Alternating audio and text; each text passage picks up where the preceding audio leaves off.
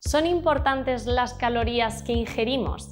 Todos hemos escuchado alguna vez que si quieres bajar de peso tienes que ingerir menos de X calorías, si queremos mantenernos en una cifra o si queremos ganar peso. Pero, ¿esto es para todos los cuerpos, para todas las edades?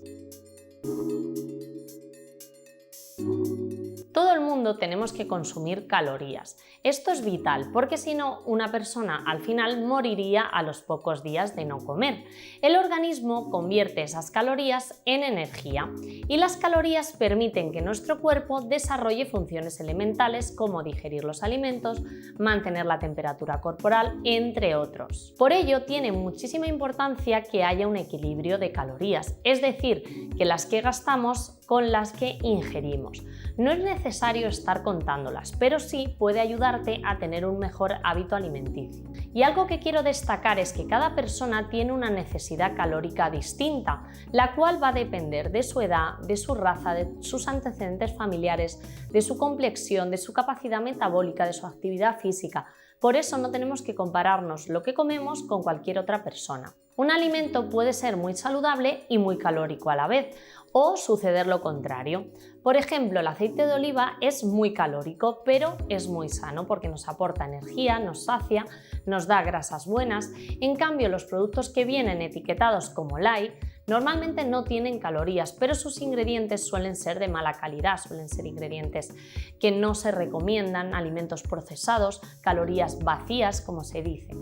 Lo más importante de un alimento son los ingredientes que lo componen, en la medida y no tanto en sus calorías. ¿Esto significa que puedo comer todas las calorías que quiera? No. Las calorías importan desde el punto de vista de la composición de nuestro cuerpo, pero eso no indica si la alimentación va a ser o no saludable. Debemos atender a las kilocalorías si queremos mantener, disminuir o aumentar nuestro porcentaje de grasa, ya que esto lo vamos a conseguir con un balance energético positivo o negativo o un balance neutro a nuestro gasto calórico. Tienes que saber si los alimentos son de calidad y saludables. Cuando ingieres más calorías que las que tu cuerpo quema, este almacena las extras como grasas y entonces subes de peso. Perder peso, en cambio, significa que creas un déficit de calorías para que tu cuerpo queme más de las que ingieres. Por ejemplo, estar sentado durante una hora quema 81 calorías para una persona de 70 kilogramos, mientras que correr quema 675 por estar corriendo una hora. Tanto a la hora de ganar masa muscular como cuando queremos perder peso, es súper importante que te asegures el consumo de proteínas. A partir de aquí, el resto de calorías no tiene tanta importancia, que se repartan más o menos en carbohidratos o grasas.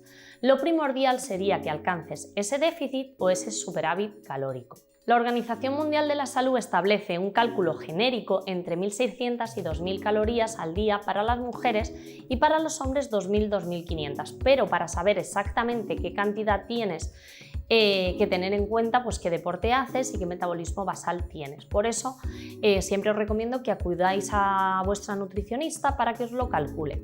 El metabolismo basal son las calorías que gastamos en función de respirar, comer, dormir. Mi consejo a todo esto es eso, pues que te informes, ya que la mayoría de los productos que vienen en la etiqueta en el contenido calórico, muchas veces pues tenemos que valorar más cosas. Siempre tienes que beber agua, importantísimo, porque el agua es primordial para la vida, no te aporta calorías y es necesaria.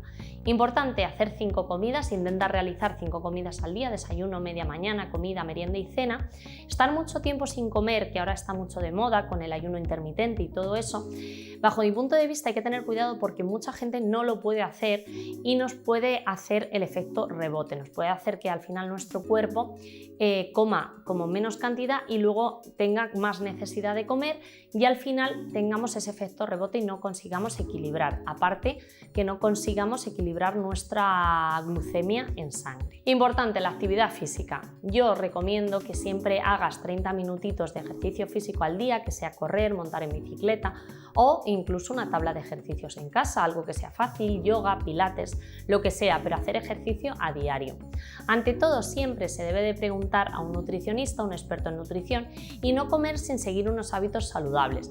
No tener en cuenta solo las calorías, porque al final si no podemos dejar algunas cosas que que nos van a tener como déficit. Vamos al final como a descuadrar la balanza.